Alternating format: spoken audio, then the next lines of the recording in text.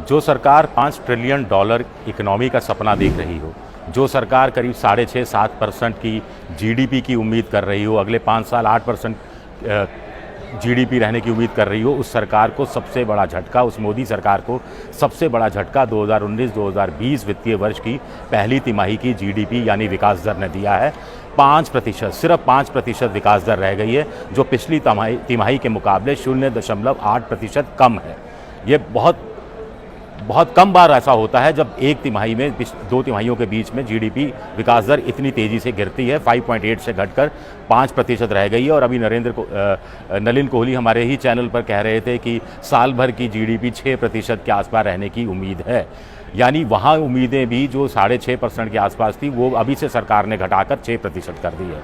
अब विकास दर जब गिरती है तो इसका मतलब ये है कि कोई भी क्षेत्र ढंग से काम नहीं कर रहा है। हम पहले से ही बात करते रहे हैं कि लोगों के पास पैसा नहीं है, बाज़ार में डिमांड नहीं है, मांग नहीं है, एक्सपोर्ट लगातार कम हो रहा है, नेगेटिव में चला गया है। इसके साथ साथ जो कंपनियां हैं वो दूसरी कंपनियों को उधार देने से बच रही हैं। जो कंपनियों के पास जो पूंजी बची हुई है, उस पूंजी को जैसे तैसे वो अपने पास बनाए रखने में है। अभी सरकार ने 1,76,000 करोड़ रिजर्व बैंक से लिया था। 2013 से 2018 के बीच यही मोदी सरकार 5 सालों में करीब 2.5 लाख करोड़ रिजर्व बैंक से ले चुकी है। और 1,76,000 करोड़ तो पहले ही साल में आरबीआई के हलक में हाथ दे के उन्होंने निकाल लिया। लेकिन इससे कितना असर पड़ेगा वो अलग बात है। लेकिन फ़िलहाल ये जो विकास दर है, इसको हम समझने के लिए कि आपकी और हमारी ज़िंदगी में क्या फ़र्क पड़ेगा, इससे ये फ़र्क पड़ेगा कि आपकी ईएमआई आगे आने वाले समय में घटने वाली नहीं है, ब्याज दर में कमी आने वाली नहीं है,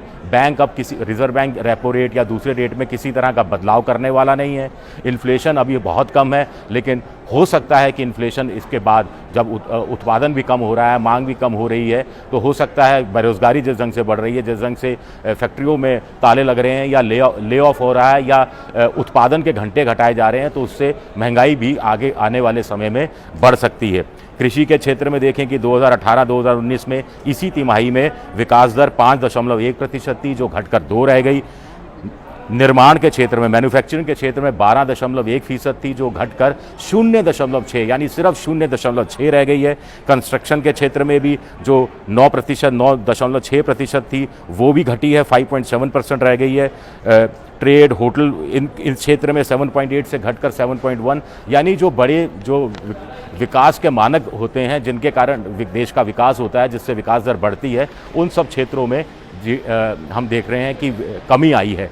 अब सरकार ने कुछ स्टिमुलस जारी किया है, लेकिन इस स्टिमुलस का असर इस तिमाही, अगली तिमाही में या उसकी अगली तिमाही में ही हमें देखने को मिलेगा।